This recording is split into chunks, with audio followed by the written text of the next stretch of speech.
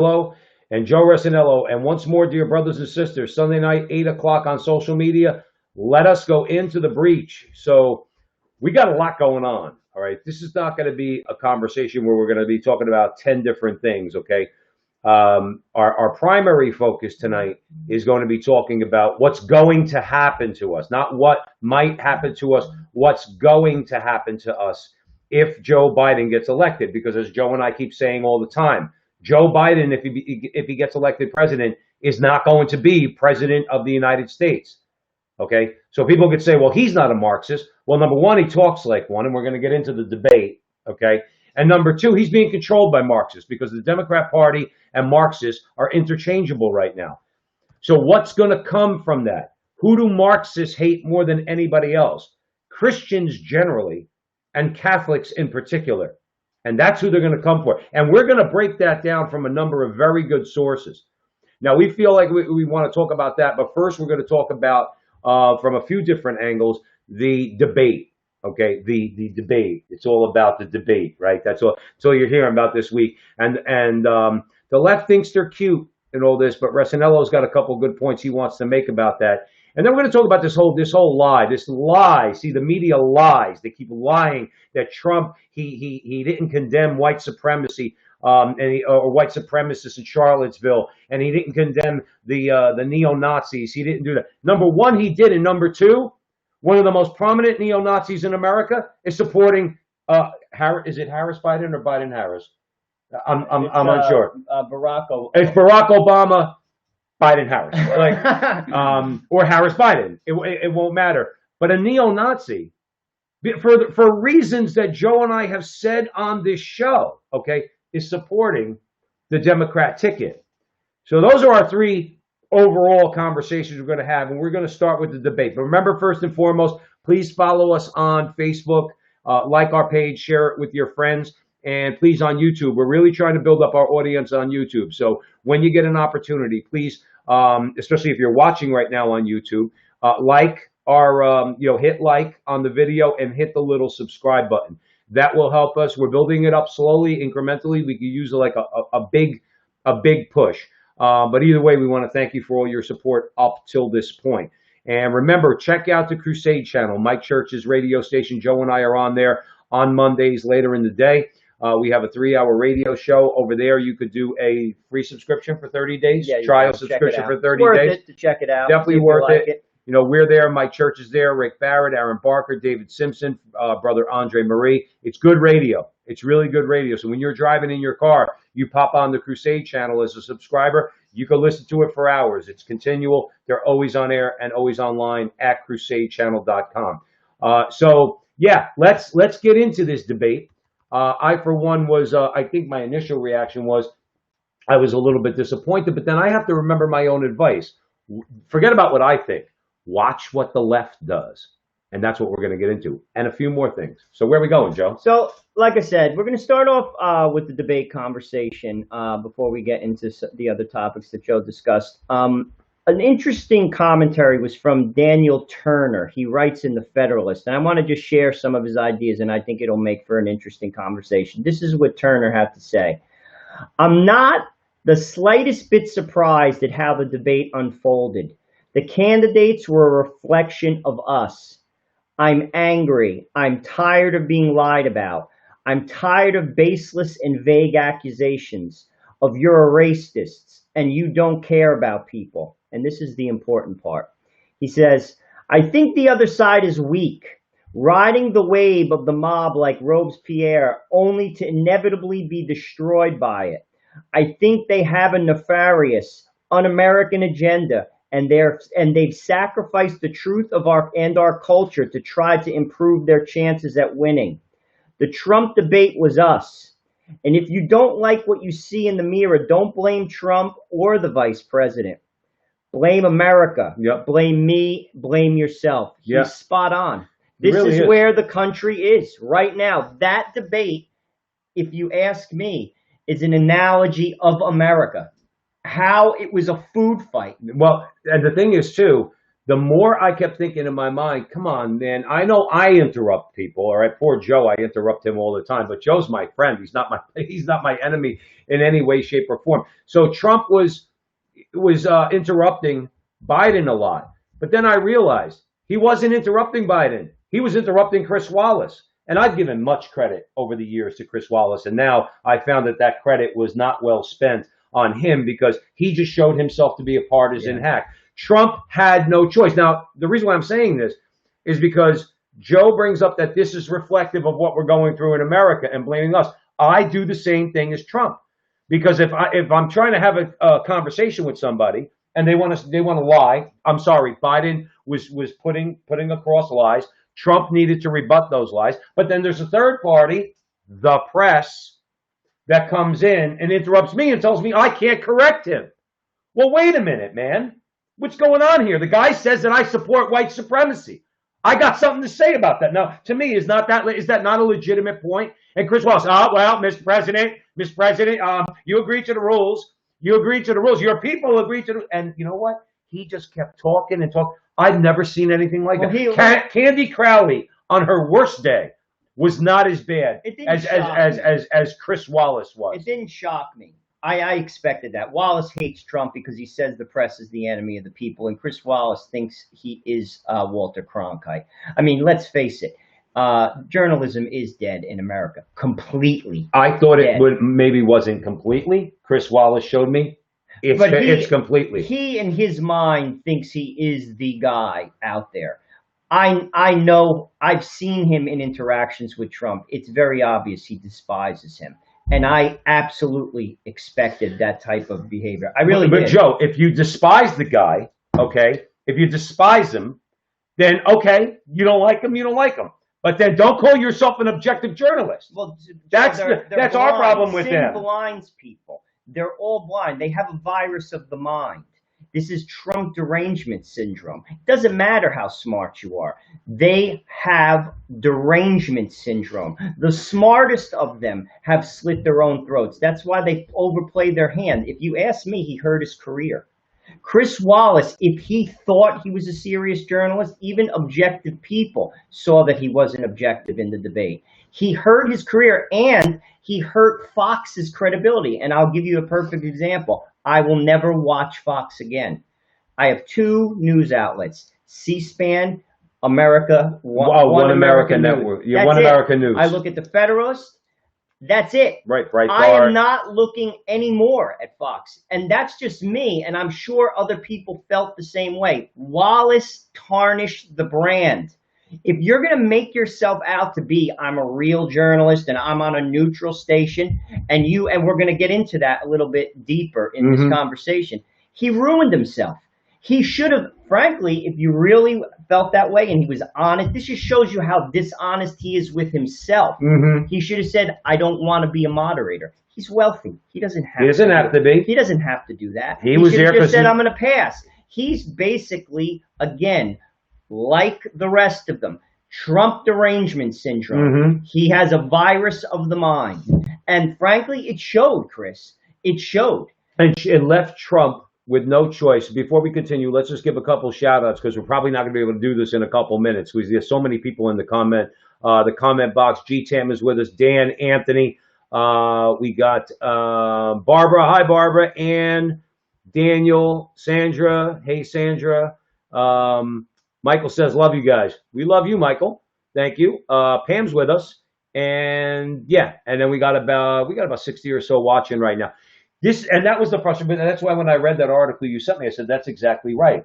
I re-examined my position on Trump because initially I thought that maybe he was interrupting and he was kind of going over the top. Then I realized, you know what? He's got no choice.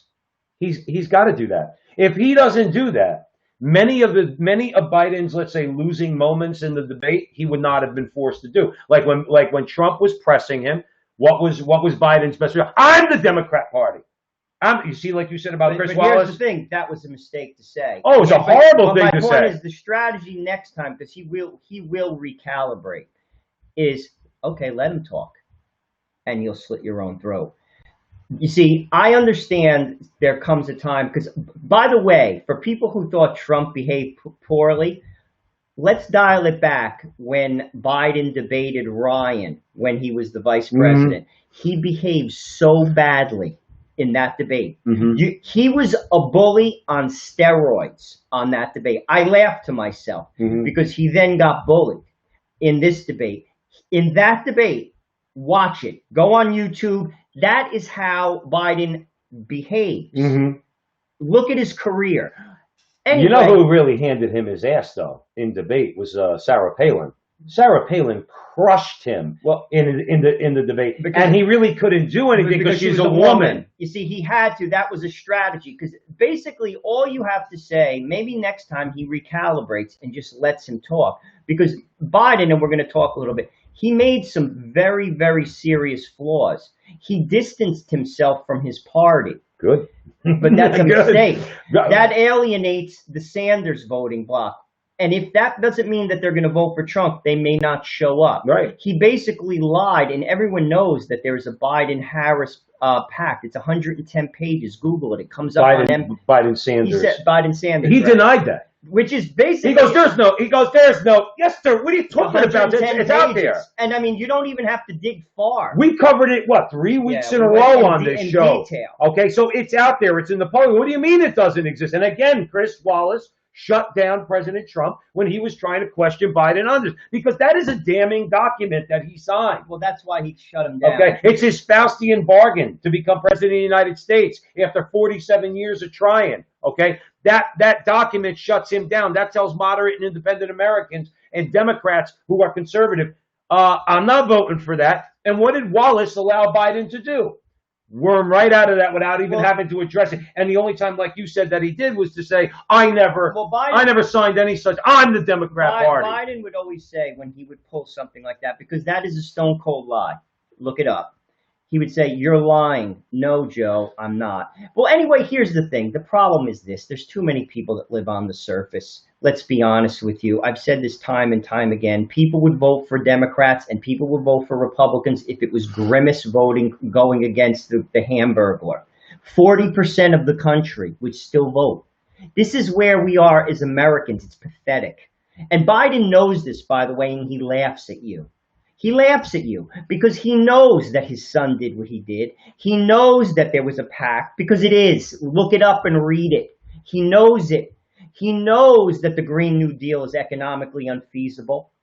He knows that the election, the voting by mail, is dangerous, and that basically is going to cause Americans to question the integrity of the election, no matter who wins, and they don't care. He knows all of this, and then he just says, you're a liar. No, Joe. No, he's not on that. Net, and we're going to talk about this.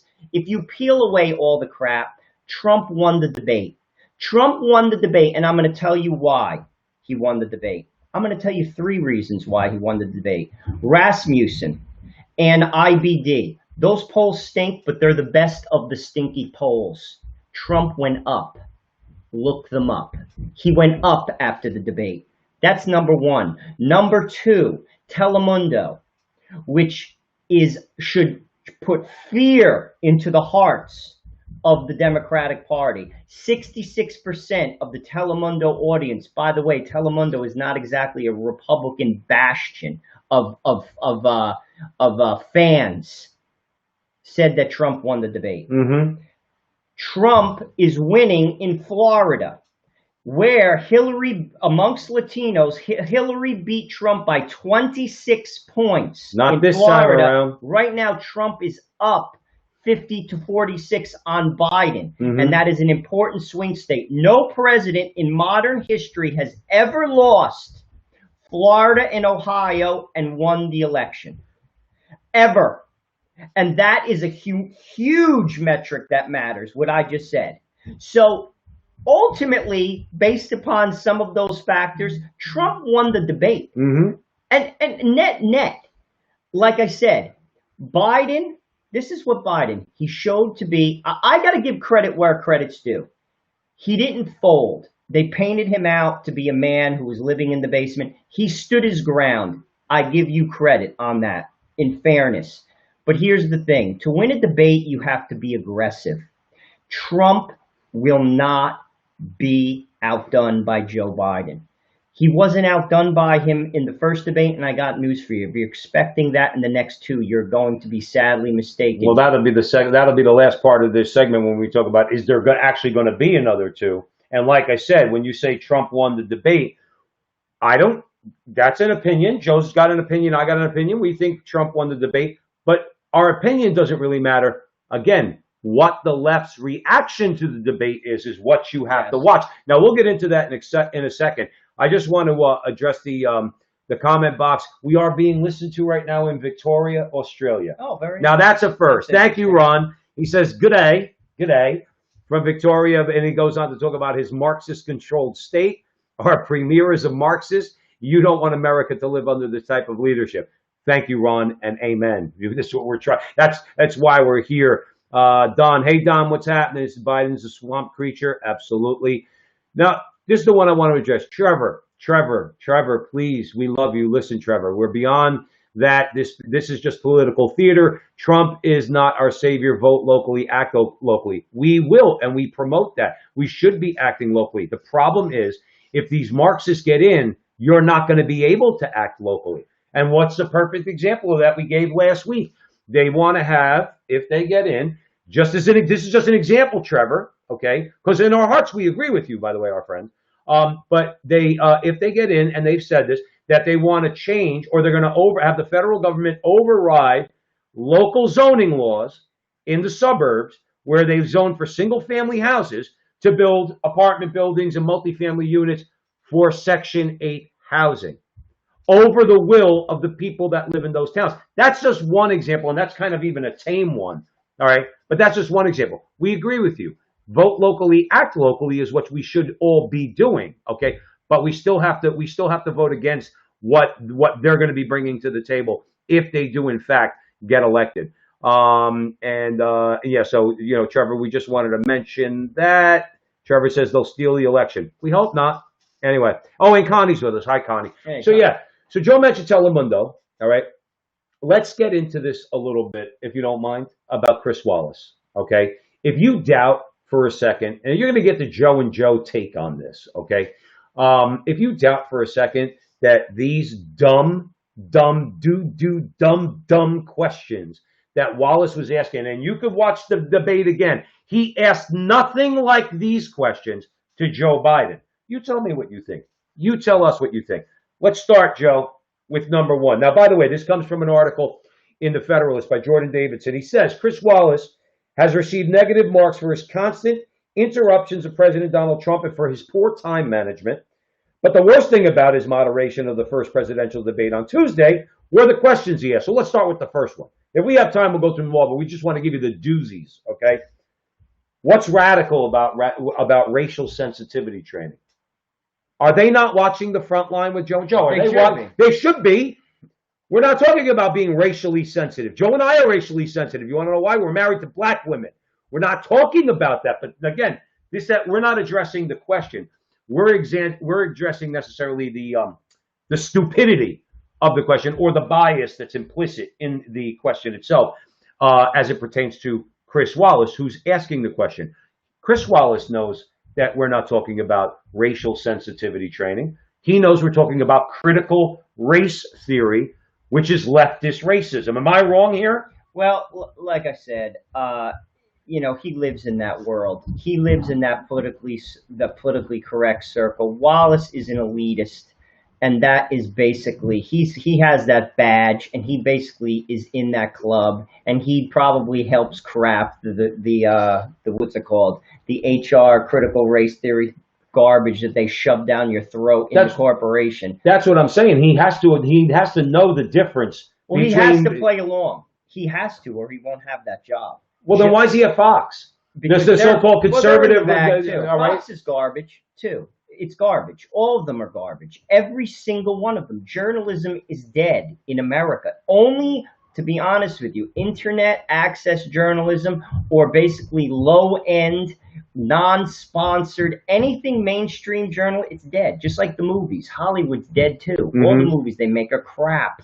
It's crap. The only movies that are good are independent movies. It's the same thing with journalism. Right. They all are bought. They're all bought and sold by whoever basically runs the editing board and the producers. I mean, it's crap. And they tell you what to say and they tell you what not to say.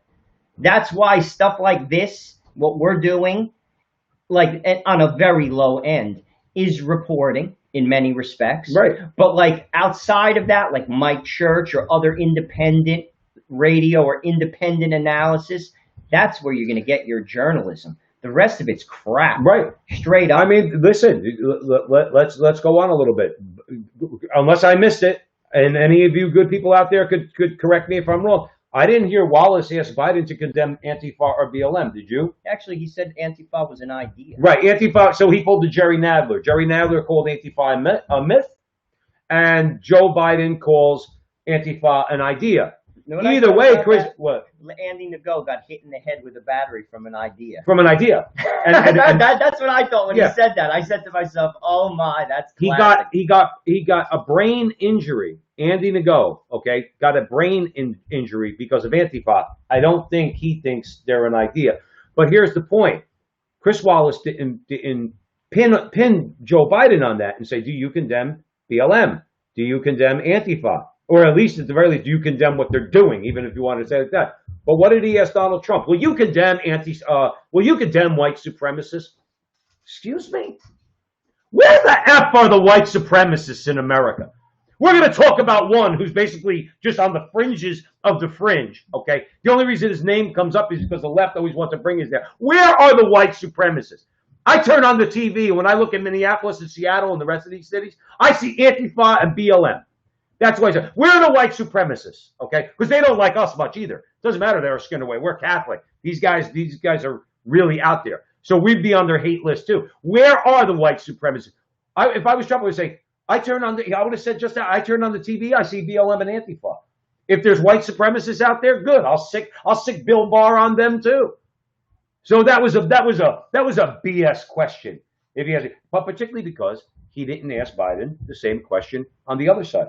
That's very true. All right, and we're going to get into it as far as I said, the other side. But why didn't he say, "Do you condemn the BLM violence"?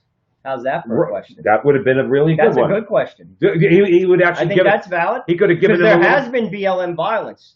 I'm not saying everyone in BLM is violent, as in the movement, but there has been. It's undeniable.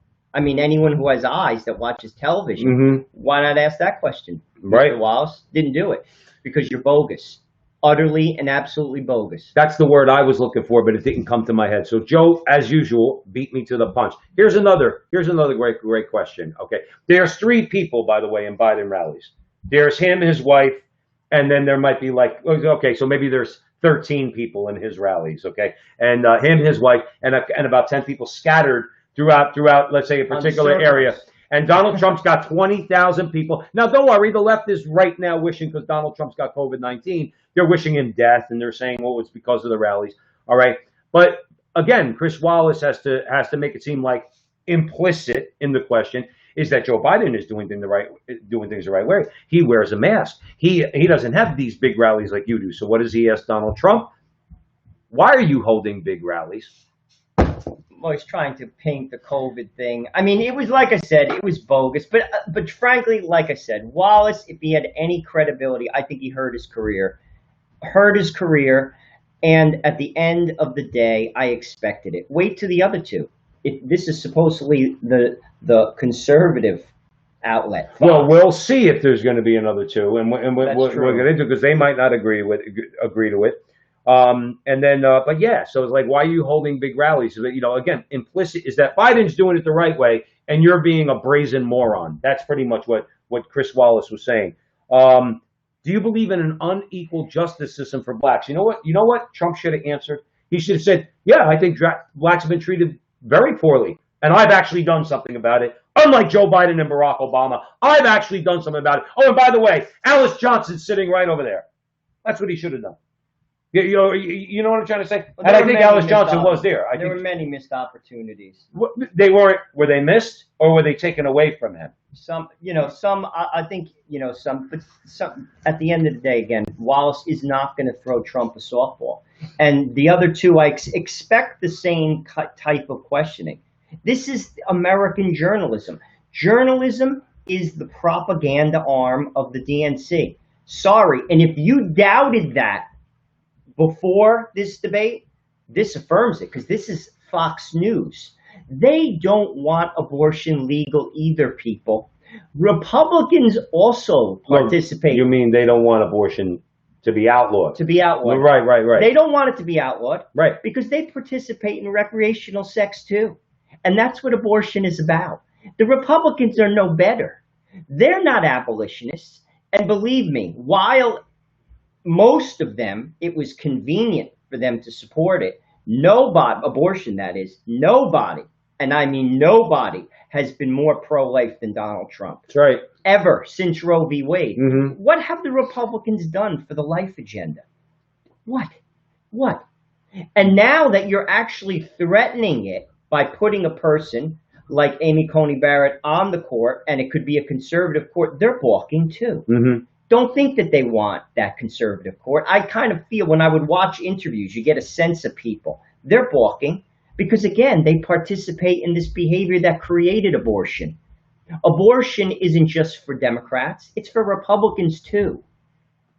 And until you basically resolve the fact that recreational sex and sex outside of marriage is not something that is good for society, that it wounds people, and that it destroys families, and it destroys women who have abortions, another inconvenient truth. Mm-hmm. It's a mess, and that belongs to both the Republicans and the Democrats. That's one of the things that separates Trump. Mm-hmm. But we don't want him. We don't want him. Wallace is no better. Right. Absolutely no better. He goes to those parties. He belongs to that country club. Yep. That's like Dan saying in the comment box, Wallace just made sure he'd get invited to those parties. That's all he cares about. And here's the thing, too, about Chris Wallace. He knows better. People like Candy Crowley and people like that, I don't think they know better. I think I think they're moronic people. Chris Wallace knows better. He's got the information. Here's another question he asked. Do you believe in climate change? If I was Donald Trump, I would have said, do you think that there's a climate change debate in the world among scientists? Because there is. So if I say it's a hoax and Joe says it's a hoax, okay, it doesn't matter. It's what the scientists say. But the problem is the scientists that think that climate change is a hoax or think that man-made climate change is not really affecting global warming at all, okay, or the temperatures of the earth, those people are shut down. They don't get any money. Okay, they certainly don't get any prestige, but nonetheless, they're scientists, and they say, this stuff is nonsense, man. This climate science, this stuff is nonsense. And my point is that Chris Wallace knows that. But what did he do? He's in the tank. That's the whole point of going through these questions and talking about Chris Wallace. He knows there's a major debate on climate change. He tried to pigeonhole Donald Trump by saying, do you believe in climate change? So that the impression would be, oh, Donald Trump must be anti-science if he doesn't believe in climate change. Again, I'm speaking more not to the substance, but to Chris Wallace and the intention of his question. Oh, garbage. And okay, also, it was garbage. It was a garbage question. But that crowd, the environment is their god. That's the whole thing. That's how they basically justify their bad behavior. Mother Earth. Oh, Mother let's Earth. go take care of the dolphins. Right. Meanwhile, they're killing a child in the third trimester. But don't kill a dolphin. Don't cut down the trees. Meanwhile, a woman who has her third abortion is a basket case and commits suicide, or is a drug addict, or is an alcoholic, or is incapable of sustaining a relationship, all of which are side effects of abortion. Look it up. They don't care about that. They don't. No. They don't. They care as long as it's not their daughter or their wife. And that's what I'm saying. You see, it's all superficial crap. In plain English, we have all these things going on, and you're going to ask Donald Trump, "Do you believe in climate change?" Why didn't he ask him if he believed in the Good Witch? Right. Or why didn't he, at least if he was going to do that? Again, we're speaking about Wallace's bias at the front line with Joe and Joe Pasillo, Joe Resinello, live 8 o'clock on social media on Sunday nights. Please follow us on Facebook, like, subscribe, and share, and hit the little bell on YouTube. We're talking about Chris Wallace and his bias. Okay, if he's going to ask Donald Trump that question, why did he not turn around to Joe Biden and say, The Green New Deal is going to cost $93 trillion over 10 years, Vice President Biden. That's what AOC says. And you said that she's going to be part of your administration. Are you for that? Well, he did. Why didn't he do that? He did question the economic viability of the Green But he wasn't specific. He wasn't specific the way AOC and the rest of them are, is my point. If you think of yourself as a hard-hitting journalist, that's what we're told. Guys like us, that's what we're told. Chris Wallace, he's a hard-hitting journalist. He goes for the facts. He asks precise questions. That was a softball.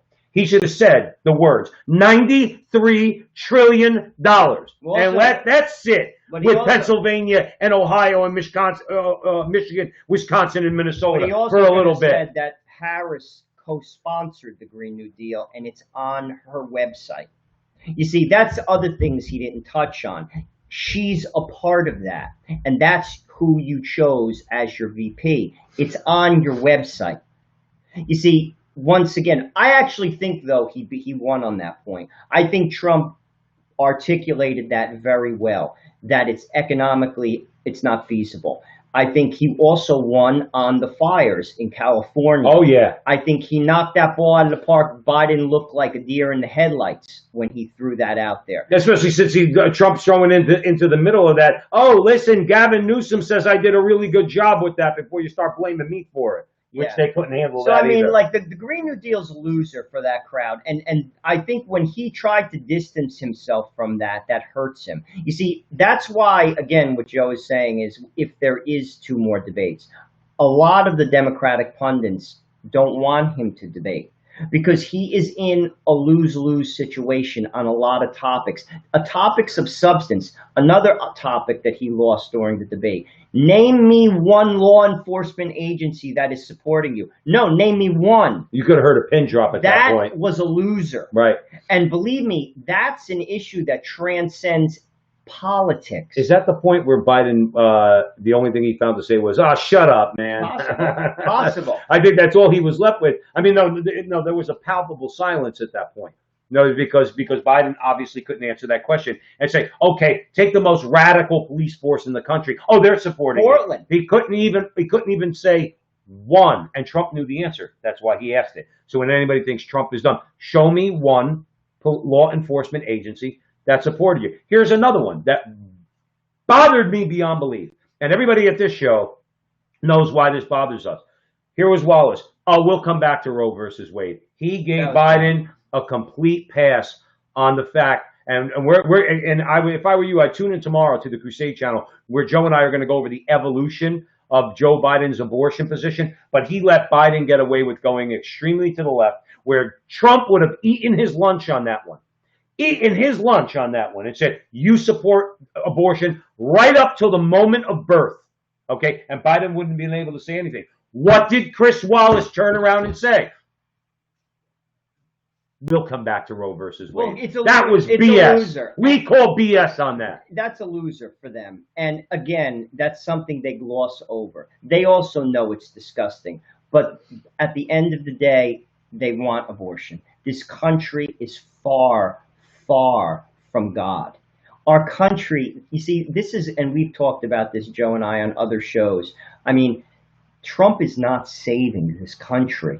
Trump cannot cure the cancer that is in this country. And that's sort of what we discussed when we started this conversation from Dan Turner in the Federalist. This runs very deep. We're at a crossroad right now. We can't even talk to one another. The Democratic senators will not even meet Amy Coney Barrett, a mother of 7. Right. Even if you don't like her politics, quote unquote, you don't want to meet her. Right. You don't want to shake her hand. Because they don't want to legitimize her. But that's the problem. Right, sure. You see, this is where we're at. It's very similar, because I've done a lot of reading, you know, obviously when we prepare for the show. Like in 1860 with the Civil War, it was debated, slavery that is, debated. There was no more talk. After the election of Lincoln, there was nothing more to say. This is where we're kind of at now. I'm not saying that there's going to be a civil war, but there is a great divide in this country. There's nothing more to say.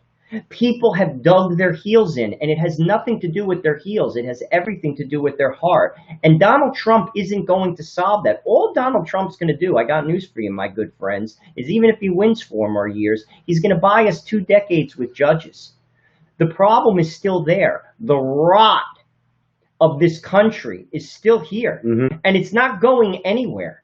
It's not going anywhere until we address it. How that gets addressed, I frankly don't know. I think that's going to be a movement in the culture, which all us good people should really try to spearhead, okay, and try to change the culture. But right now, the reason why you have Maxine Waters and people like her in the House of Representatives is because of our swampish culture, and other Democrats, and throw a bunch of Republicans in there too. Okay, because as I think it was Michael said in the chat room,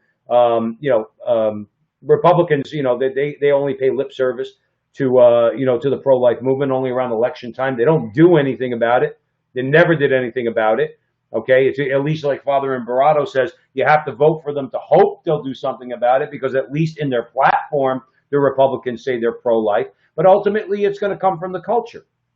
Our politics has gotten to this point after 50 years of the hippie sexual revolution of the 1960s. When you say that, people think you're crazy, but bottom line is this: it's demonstrable and it's true. That began this downward spiral in this country to the point where we are now. You think that, when we talk about it all the time, Joe and I, you think that Portland and Minneapolis and Seattle and all these places that are burning down, you think they're burning down because Donald Trump wants to cut taxes or build a border wall or negotiate trade deals with China and Canada and Mexico? They're burning down cities because they want to keep baby killing legal. That's it. And Trump has the opportunity here in the last 4 years to put not only Supreme Court nominees up, and this will be his third, but what is it now? 280 judges across the federal judiciary that will put the brakes on Roe versus Wade. And possibly, if you got some natural law judges over the next generation, they will finally declare human right or human life is protected from the moment of conception. Okay, but they're burning down cities because of abortion. Make no mistake about it. That's what this all comes down to. So if you really wanted to change things, as Joe was saying, it's got to start with the culture. That's really what it's got to start with. Start with the culture. I wanted to mention one more question because, like, to me, this showed the ridiculousness of Chris Wallace, and then we'll move on. Will you tell us how much you paid in federal income tax in 2016 and 2017? What? Is he his campaign? I think he was campaigning for Biden. Right. Like really? That's the best you could do is Donald Trump's tax. Here's my thing. Let's say Donald Trump did pay only $750 in tax. I don't know if he did or he didn't. If he did something wrong in his taxes, because we know what the Democrats are capable of, Donald Trump would be in an orange jumpsuit. So what does that tell me? Maybe he did pay low tax. Maybe he paid no taxes, but he paid. But whatever he did was legal, and I think Trump did point that out. But people don't want to hear that. You see, that's, to be truthful with you, that's what Biden was trying to do, is paint Trump as, I'm a billionaire and you don't know what the guy on Main Street's all about. And he said that a couple times, like, you've never been on Main Street. That's basically the line. But here's the line I would throw out. Joe and I recently this week, we went down to Biden's house to protest his position on abortion. Joe Biden lives in Wilmington, Delaware, and probably my guess, I'm going to throw a guesstimate, I was in front of his house. $2 million house. You can't even see the house. We saw it on Google Maps. We saw a bunch of Secret Service people there. It's on a lake, a big Secret Service hut in front of it, and then there's a long, road going in. I'm going to throw a rough estimate. Maybe that house, $2 million.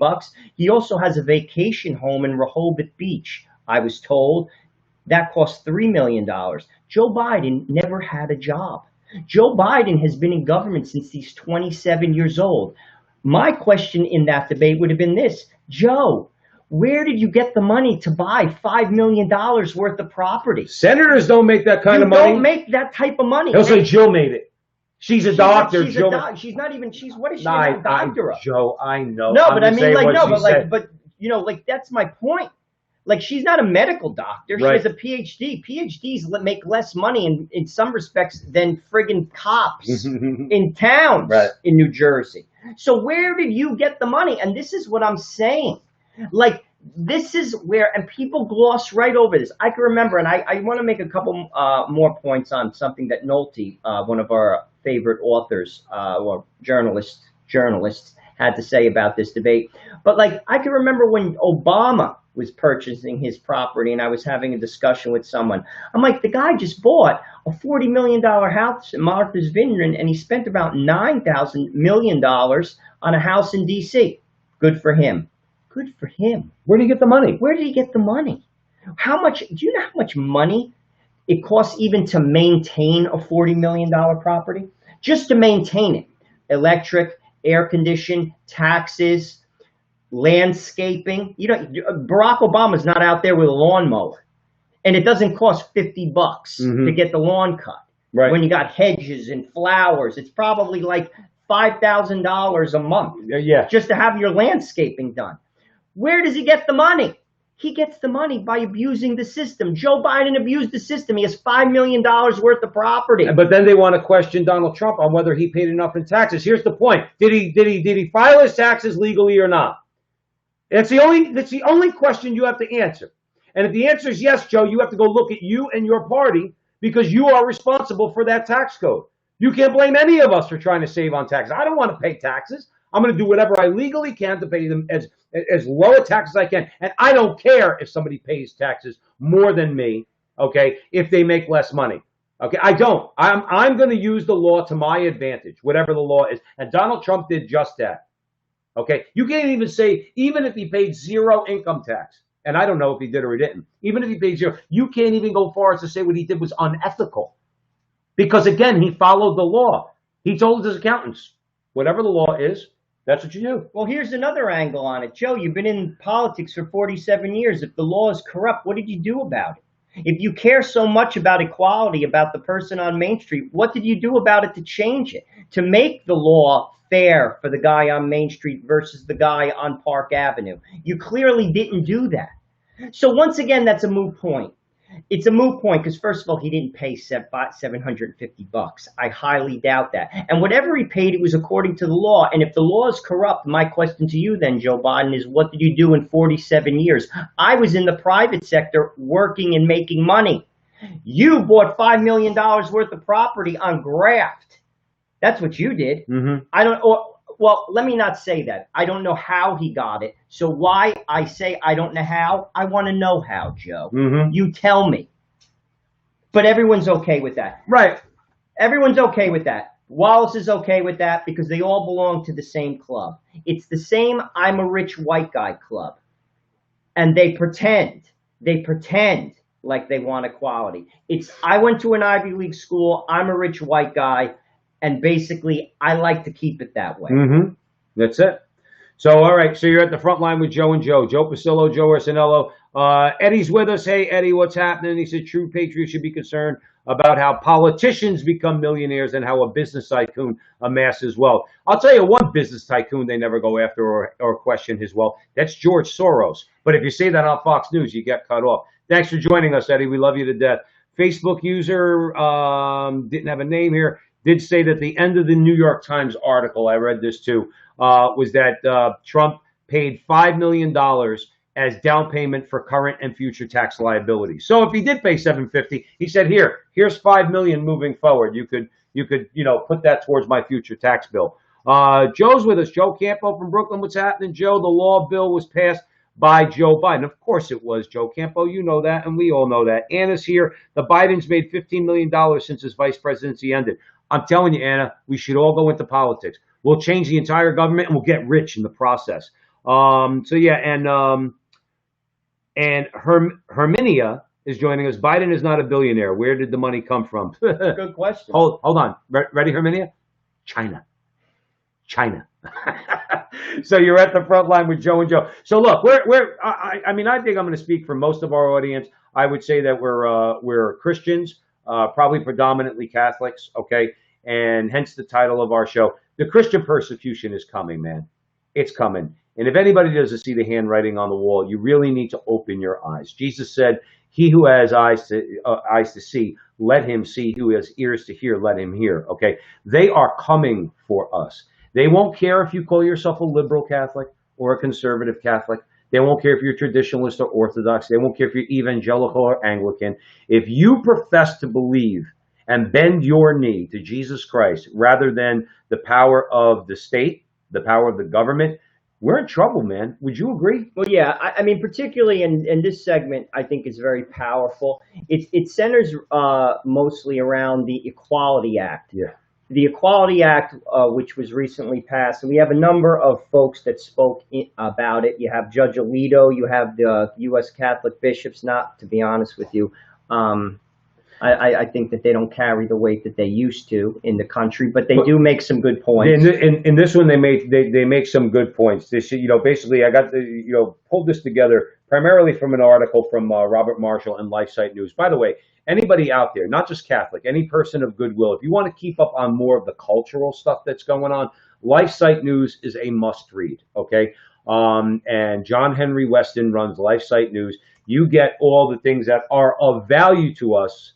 Okay, especially when we're talking about the culture, when we're talking about abortion, when we're talking about the rainbow agenda that's getting rammed down our throats, and more importantly, most dangerously, our children's throats. So Marshall says he lays out exactly how dangerous a clean sweep of the presidency, House, and Senate would be for all of us. So I want to read just a little thing, and then I want to start a discussion with Joe, and then we have some other things that we want to let you know about. So a November 2020 election producing Democrat majorities in the House, Senate, and Joe Biden winning the presidency will place Christian institutions which abide by the moral teachings of Moses and or Jesus of Nazareth in peril. That's another way of saying Jews and Christians, okay? In all likelihood, such religious institutions would incur severe penalties, at the very least, loss of their tax exemption, unless they participate in, collaborate with, and support the LGBTQ plus human rights campaign and the child killing business of Planned Parenthood. So let's begin the conversation. Joe mentioned the Equality Act. We'll break that down real quick. Now, when we say SOGI, just so you know, that is the sexual orientation and gender initiatives that they're proposing. So in the Equality Act. In the Equality Act. So when we're talking about the Equality Act, I mean, it's just it's a never-ending list. All right, Joe, did you want to? Yeah, I just want to say, Joe wanted to start that. This is. Let me tell you what Justice Samuel Alito had to say. He said the court has essentially taken the Equality Act provisions on employment discrimination and issued it under the guise of statutory interpretation. The major attempts to reassure those who oppose same-sex marriage that their rights of conscience will be protected. I assume that those who cling to old beliefs will be able to whisper their thoughts in the recesses of their homes.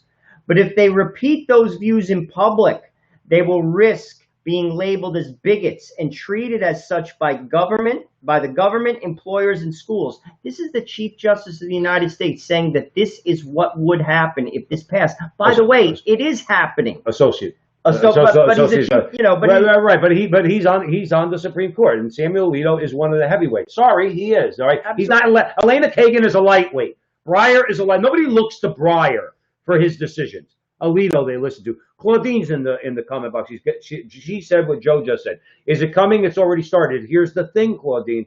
What Robert Marshall is talking about is a clean sweep. You're right.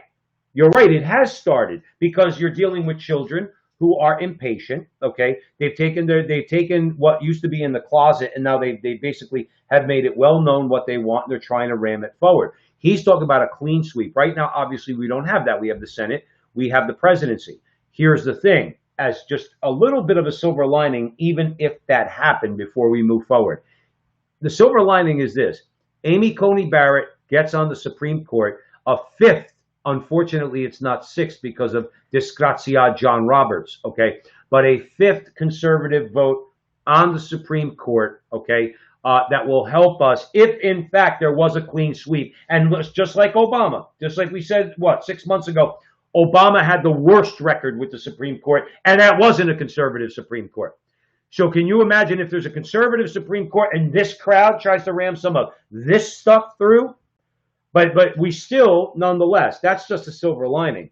If you think you're not going to have to go through it, on the local level, like somebody mentioned earlier about having to deal with a lot of this stuff locally, we're going to be getting our asses handed to us. Well, let me just break down the Equality Act a little bit, because people probably, I think on the surface, when you hear the Equality Act, you may even think it's a good thing. Let's talk about what it does. The Equality Act puts at risk the First Amendment freedoms of speech, association of conscience, and religious exercise. It would remove women and girls from protected legal existence. That's a big one. It would force healthcare professionals to perform certain treatments and procedures associated with gender transition against their best medical or ethical judgment with respect to a patient.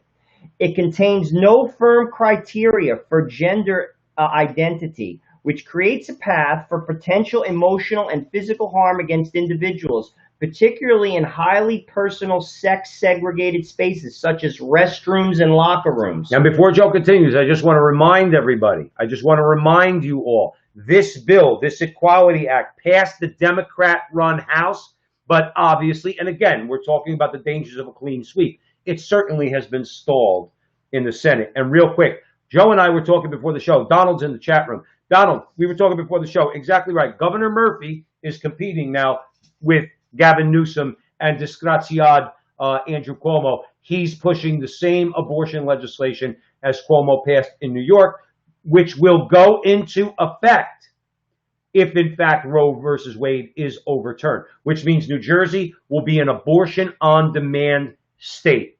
But the only upside to that is then we could start our pro-life efforts on the local level, all right, and try to defeat these things at a local level. But nonetheless, Murphy wants to do the same thing. So anyway, but I did want to let you know that, yes, the Democrats already passed the Equality Act. So this is not whether or not they're willing to pass it. We know they are. They've had a Republican Senate that stood in their way.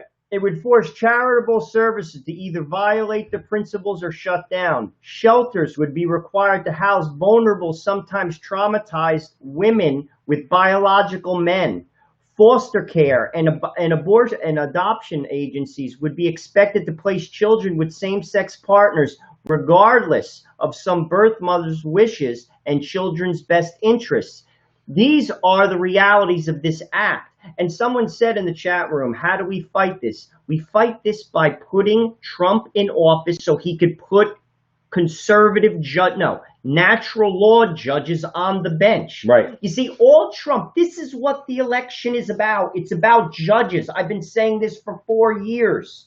It's about judges, because then when they do this, you go to a court where you don't have some woke activist who's sitting on the bench who will go along with it. Right. They will say, wrong, go back to whatever crazy land you live in. Right. That's how you fight against Start telling these people you're detached from reality. This is how you fight against all of this, is by putting people on the court who believe in the Constitution, who believe in freedom of speech, who believe in freedom of religion, who believe in our Second Amendment rights, who believe in the document itself.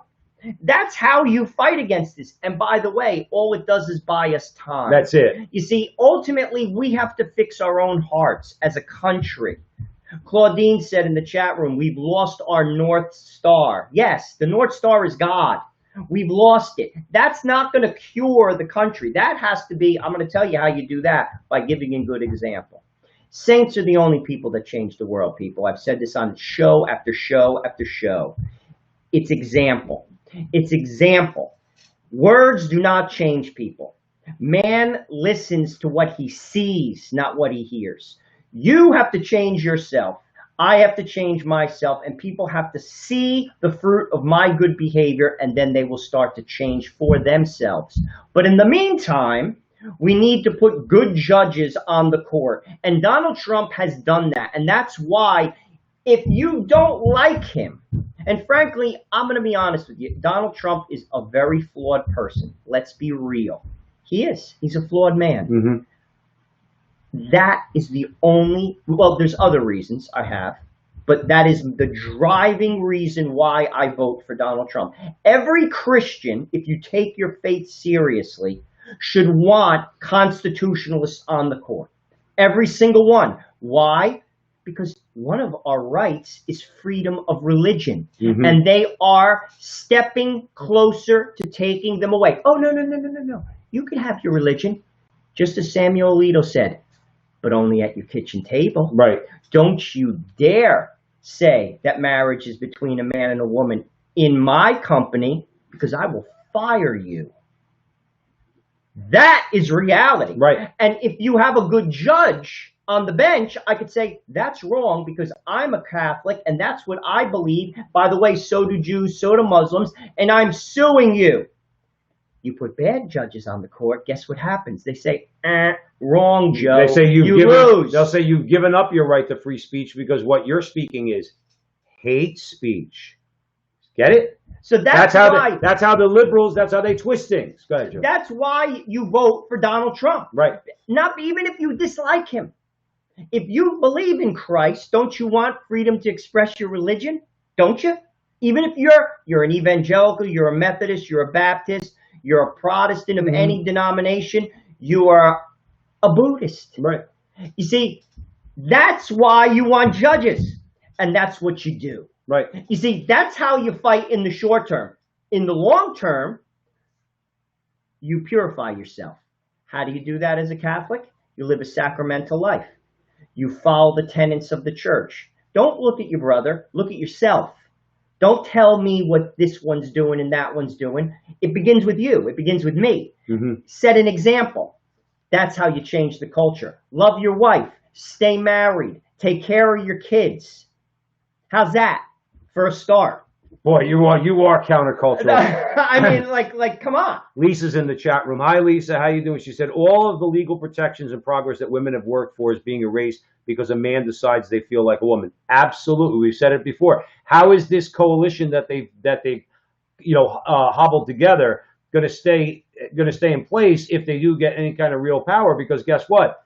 Feminists and the LGBT crowd or the transgender crowd, they're going to have major problems. Because the feminists say, no, girls don't have to compete with boys who believe they're girls.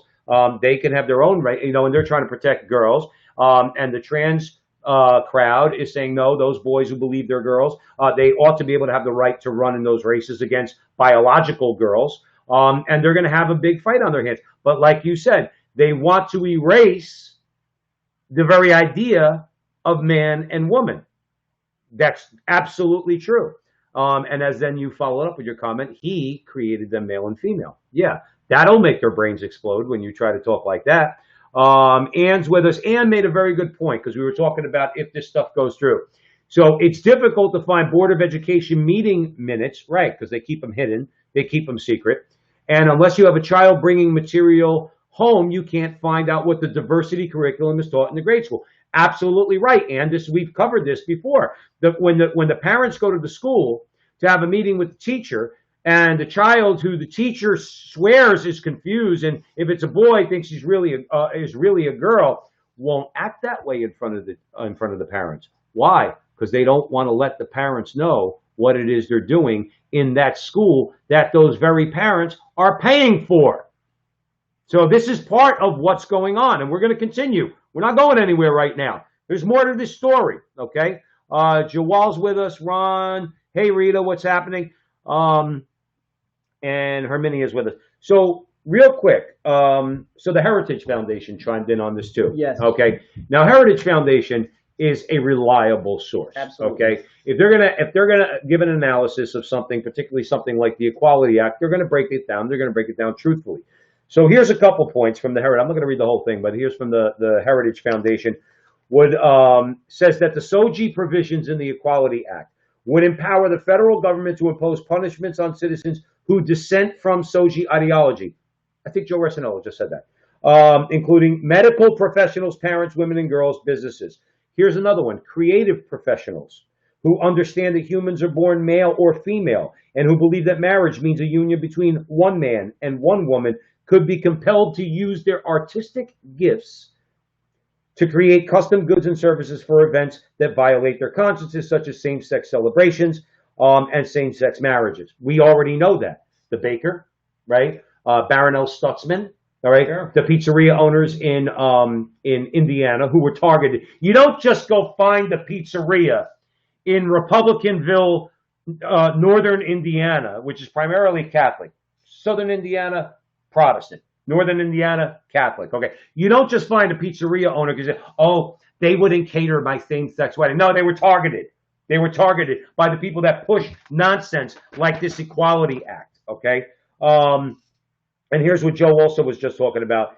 Employees and employers could be compelled to use preferred pronouns. By the way, do you know if you don't use a preferred pronoun, that's called misgendering. In New York, I think you're fined an extraordinary amount of money. You're fined in New York, and according to that one man who thinks he's a woman at that ridiculous, ludicrous, bizarro world town hall that they had, LGBT town hall, okay, where the man who thought that he's a woman said to Kamala, I think it was Kamala that he was addressing, he said, you just misgendered me. That's an act of violence. Now, people think that we are crazy. You know why we're crazy, Resinello? Because we listen to what they say. Remember something, when they say that if you misgender, and that was the quote I was reading, let me very quickly before I get into this, people would be forced by law to refer to a man as she, or a woman as he, or a person as they, or ze, or fey, or anything else someone desires. So you understand. But now remember, at this bizarro world, CNN, Democrat, town hall, LGBT, whatever meeting, okay, this person said that the act of misgendering is an act of violence. How do you confront violence? Let's say in normal, I'm not saying as a Christian, if somebody punches you in the face, in defense of yourself, don't you punch them in the face? If you define violence as a word that somebody's using, doesn't that get, if they say that I'm committing a violent act against them by calling a person he, because it's obviously a man. Well, violence means the law will act against you. The law will act against me, or as we're seeing now with BLM and Antifa, or they will act against you. What I'm saying is that they're trying to give themselves, they know that all you're doing is calling them he because it's a he. But they want to make that an act of violence so that they could react with true violence against you. Do you see where the Marxists go with this stuff? By manipulating language, they will justify under the law putting a baseball bat over your head and going in front of a judge and saying, well, I identify as a woman and that man called me he. And that's an act of violence. So I hit him over the head with a bat. And if you have a wacko ACLU or SPLC judge, they'll say, you know what? I agree with you, he, she, they, z, whatever your name is. I agree with you. Okay? And you who got the baseball bat over your head, you have no recourse in my court. Case dismissed. That's what they would do.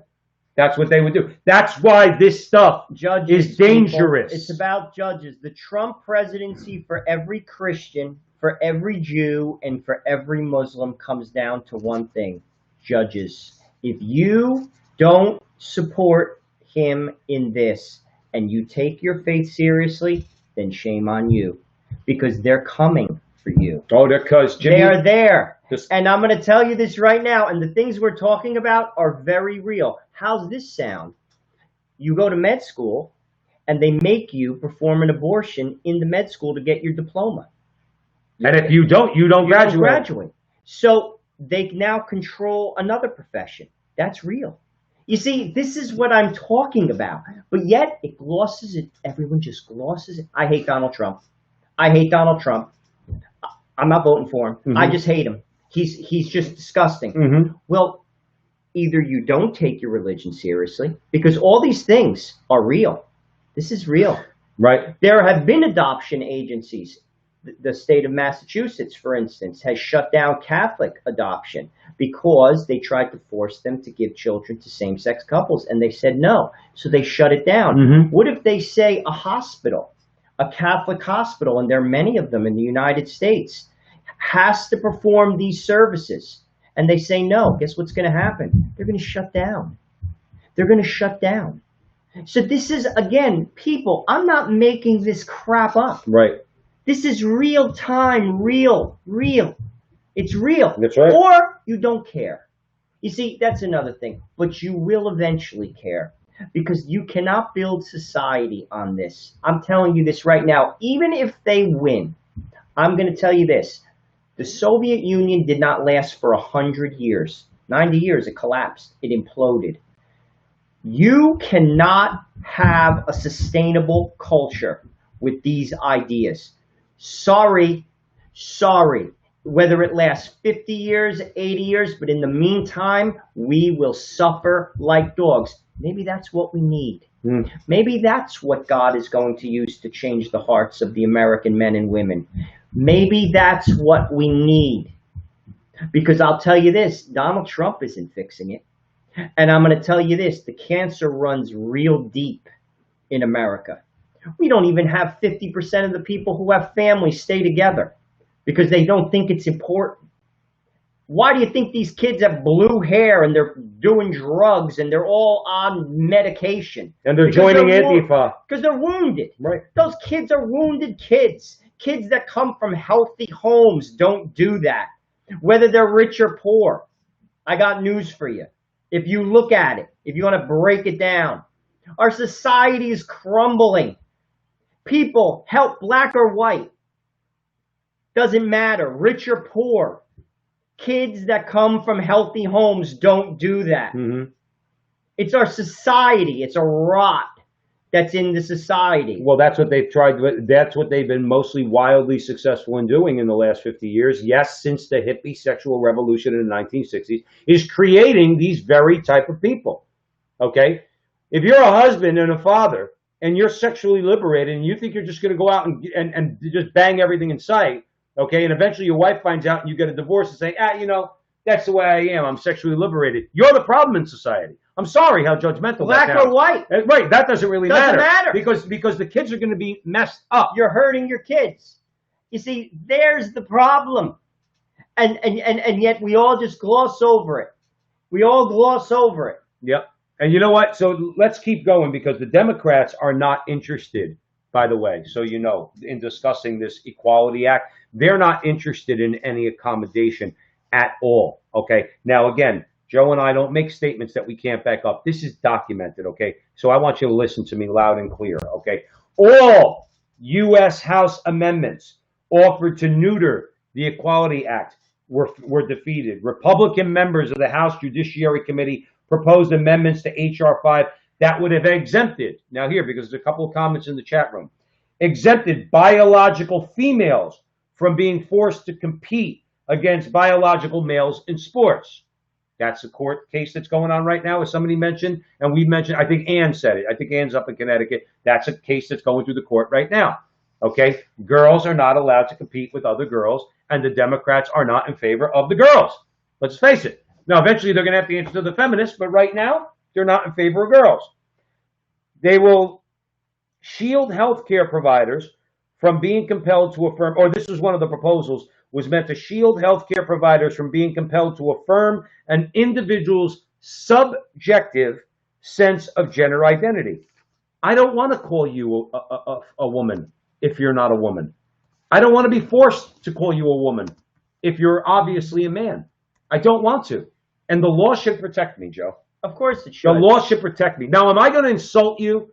If I know your name is really John, okay, but you want to be called Linda, okay, I probably will call you Linda, but I'm not going to treat you as a man. How you name yourself is one thing. How you identify is another. And if you identify as something that is not in sync with reality and biology, I am not under the law going to be forced to have to treat you in that way. I'm not going to. And here's the thing. If they get their way legally, they could prosecute you. You see, this is what this is talking about. The Equality Act can force this upon you. And if you believe in whatever you believe, whether it's the practice of the Catholic faith, you're evangelical, you're an Orthodox Jew, or you're a practicing Muslim, it doesn't matter because this is the law of the land. You see, this is the danger of this rule. Right. Also, it's about power, my friends. If the Democrats win the House, they win the Senate, and Joe Biden becomes the president, I'm going to tell you what they're going to do. They're going to pack the court. Joe Biden did not address that in the debate because that is exactly what they're going to do. They refuse to lose, so they change the rules so they don't. They're going to do away with the filibuster. They're going to make D.C. and Puerto Rico states, and they're going to gain 4 more senators. They are going to ensure that they have power.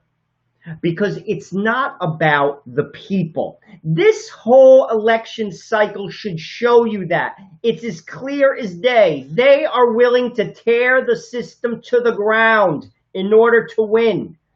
They've been trying to do that since the very beginning. They did not accept his victory in 2016, and it's just gotten ramped up since. Right. They refuse to allow you to win, legitimate or not. And they will formalize their power by what I just said. If you don't believe me, watch. And if you don't believe how scary they are, okay, I want to tell you very quickly about a scary dude before we end this segment, okay? At the front line with Joe and Joe Pasillo, Joe Resinello. We're live on Facebook, YouTube, Holy Faith Media right now, Arana Nation. God bless you all. Thank you for joining us here. Please like, subscribe, share, hit the little bell on YouTube, do all that fun stuff. So these dudes are scary. There's no question about it, okay? So I got a little ditty for you, okay? This is Delegate Marcus Simon. Gee, here's a shocker. He's a Democrat. And he is in the Virginia State Legislature. And SOGI laws require persecutions, or the persecution of Christians.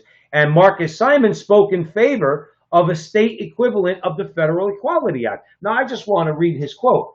You may cringe at this. I don't know. I don't know. Did you have something to eat before the show? I didn't read this. All right. I'm interested to hear this, actually. So this is Marcus Simon. Okay. Quote, I've actually looked at the unlimited punitive damages language, and I think it's actually doing exactly what we intended to do, for it to do. If you don't want to be subject to unlimited punitive damages, don't discriminate on the basis of sexual orientation or gender identity. I mean, this wasn't meant to be a non-punitive bill. We created a private right of action for a reason. And so I think the bill accomplishes exactly what it's intended to do. What is it intended to do? Impose unlimited punitive damages on particularly the Catholic Church, but all religious institutions along with it. That's Marcus Simon. He's a politician. He's a leader in Virginia. He's a delegate, okay? He's a Democrat. And as Mike Church would call him, he's a demoncrat. This dude is scary. He says the unlimited punitive damages are exactly what we want to do. If you will go against us. What have I told you a million times? And on this show, in the movie Dr. Zhivago, and the Bolshevik looks at Zhivago because Zhivago's questioning the revolution. And the Bolshevik says, adapt yourself. That's what Delegate Marcus Simon is saying. Adapt yourself, or what? Or you will be crushed. It'll start with money. It always starts with money. But then it'll get violent. These people are effing dangerous. And I'm tired of people trying to convince me that Donald Trump is the dangerous one. These people are dangerous. Because whether you're a Democrat or Republican, and even if you're a woman, even if you're a feminist, if you're a feminist, pro-abortion, I am woman, hear me roar feminist out there, if you go against the transgender ideology, you're in trouble too, Missy. What about the woman who wrote Harry Potter? Right, J.K. Rowling. They went against. There's no more bigger feminist than her. And they're trying to crucify. Right, she's all for transgenderism and all that, but she defends those girls' right to run in a girls' track meet. And she's been outspoken, like Joe said. And guess what? She's under attack now. So don't think it just pertains to a couple jamokes like us.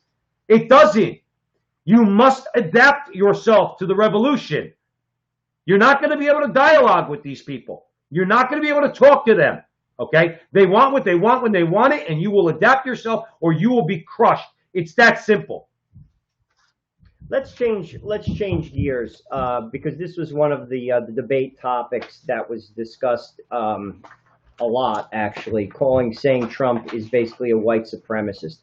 I do think, in fairness, he could have clearly articulated his position. He has in the past, in fairness, and we're going to talk about that now. I think he could have been a little bit clearer, but clearly Trump is not a white supremacist, and he has stated that in the past. That is a fact. In fact, I'm going to give you the exact quote. He said, the KKK, neo-Nazis, white supremacists, and other hate groups that are repugnant to everything we hold dear as Americans. He is on record in saying that. So I think he could have been a little bit clearer in the debate. He is on record saying that, in fairness. But also, why do we bring this up? A white supremacist who organized the Charlottesville race riots has outwardly endorsed Joe Biden. That's a fact. And this is the interesting thing. I'm going to read you what he said, but his name is Richard Spencer. He's a well-known white supremacist. Neo-Nazi. He's a neo-Nazi. Now, he doesn't walk around with you know, in like, let's say, for argument's sake, in jackboots and with a shaved head or anything. He looks just like a normal guy. All right? Whole deal. He is a white supremacist neo-Nazi, very well known and very well known on social media. I want you to listen to what Joe is going to tell you. Go ahead, Joe. I'll just shut up. A Twitter user asked Spencer if he will be voting for Biden or sitting out the election. This is what Spencer put on Twitter. I plan to vote for Biden and a straight Democratic ticket. It's not based on accelerationism or anything like that. The liberals are clearly more competent people. Now get this. Now, this is how they're competent. Competent when it comes to what exactly? Although Spencer claims that his endorsement is about competence and not ideology, his comments from the 2017 Charlottesville riots say otherwise. This is what he said. During his keynote speak in Charlottesville, this is what he said. Spencer explained how abortion advances white nationalist goals. Please repeat that. He said abortion advances white nationalist goals, stating, get this, people, this is something the media seems not to touch on, but the white supremacists get it. He said the people who are having abortions are generally often black or Hispanic or from very poor circumstances. Which is what the racist wants. So guess who he's voting for? Biden. You see, this is the hysterical part. You have black politicians who support abortion, and abortion attacks black people like nothing ever has. We were at a rally, like I said, at Biden's house, and a gentleman from New Jersey, Reverend Childress, he has an organization. I'm trying to get him on the show. It's called Black Genocide, and he spoke at it, speaking directly to the abortion problem in the black community. This guy, who's a neo-Nazi, is listening, and he likes what he sees. He doesn't want Roe versus Wade overturned. Richard Spencer, he wants abortion legal in every state. Why? Because he knows black and Hispanics who are disproportionately getting abortions are going to continue to kill their babies. And what does a neo-Nazi white supremacist want? Less black and brown babies. What does Donald Trump want? More black and brown babies. But Donald's the racist. Right. This is the part, people, this is where the devil is at play. He takes the truth and he twists it. You see, this is the truth, what I just said. Abortion attacks the black community like no other community in America. Joe Biden is for abortion. So is Kamala. And so is a white supremacist, is for abortion. Therefore, he is supporting Joe Biden. Abortion is a non-negotiable.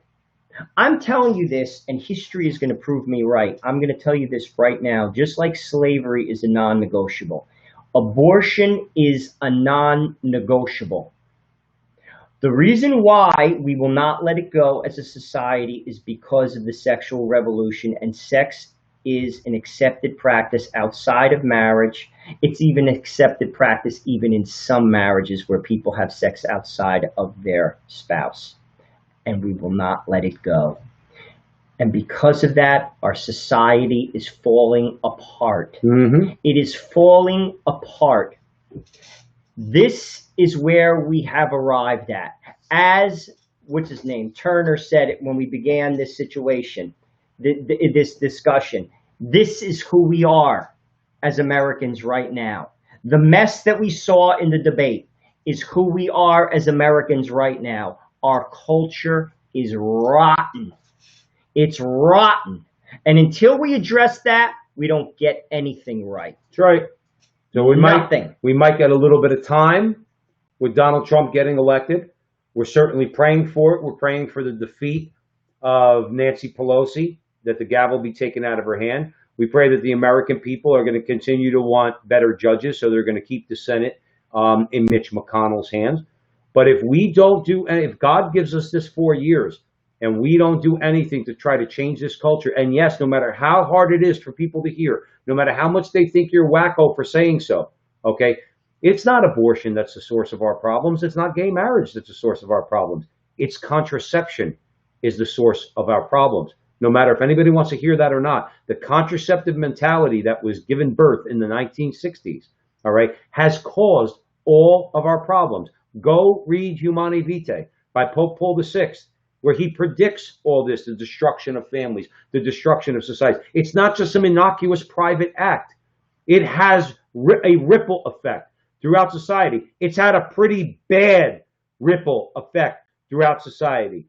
And it's a debate that needs to be had in this country. We're not supposed to keep going down the road that we're on thinking it's just going to change if we get rid of abortion.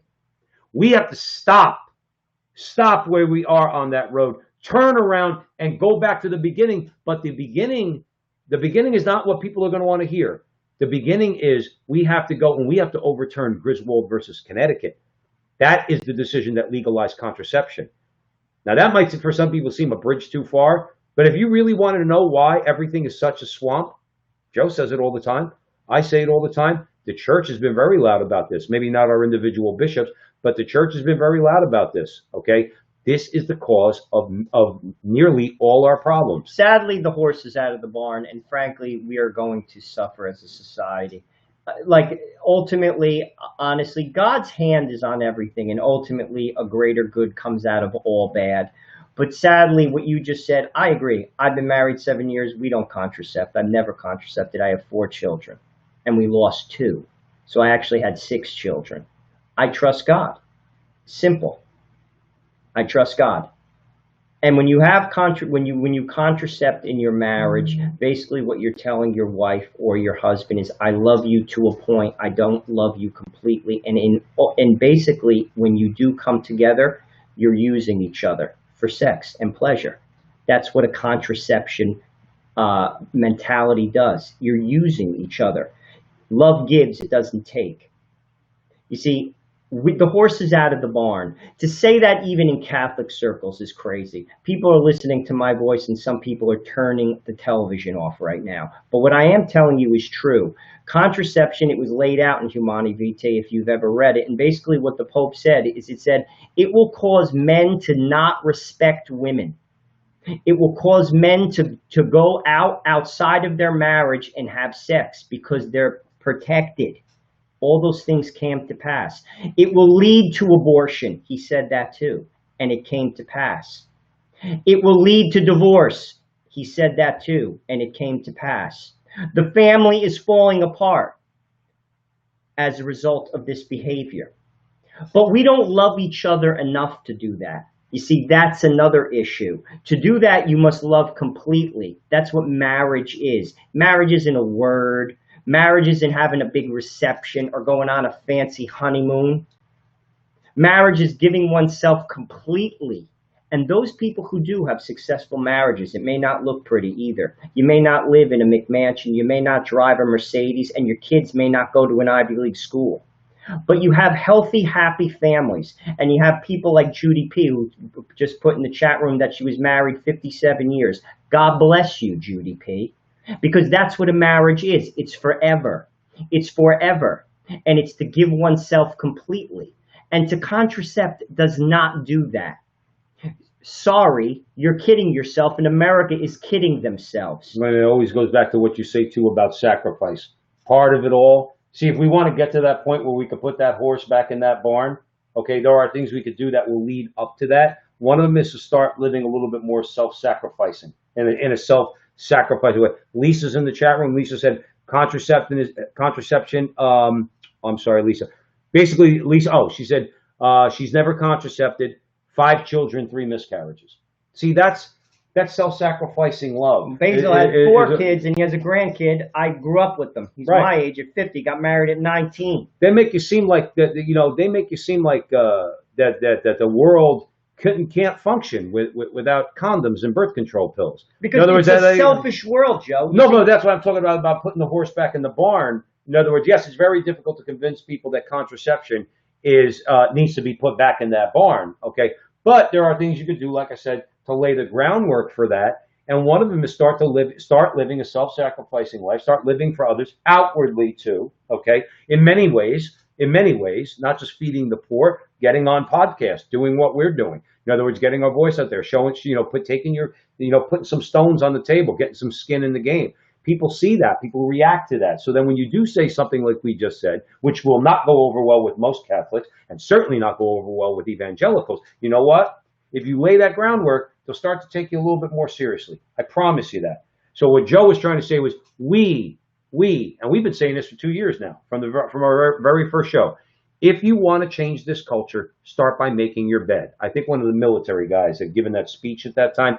Start by taking care of your own life, living a personally, as best you could, holy life, okay? And living that way, and people will see that. People will see that, and that's how the culture will gradually start to change. Contraception's part of that, but that's how we'll start to change that.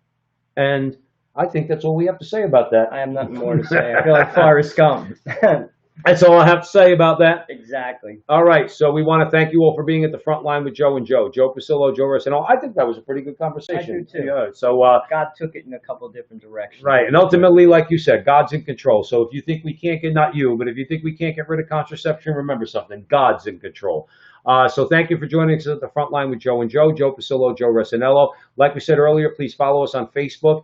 And like our page, share it with your friends. Share this video, please, on Facebook. Also on YouTube. Like, subscribe, share, and do all that fun stuff. Remember to please follow Holy Faith Media. Holy Faith Media, we're on that platform right now. We thank all the Holy Faith Media watchers. Arana Nation up in Canada. We want to thank all you guys for joining us, and thank Michael Arana for letting us use this platform. Jonathan Ross, as always, our producer up in Canada. We want to thank him.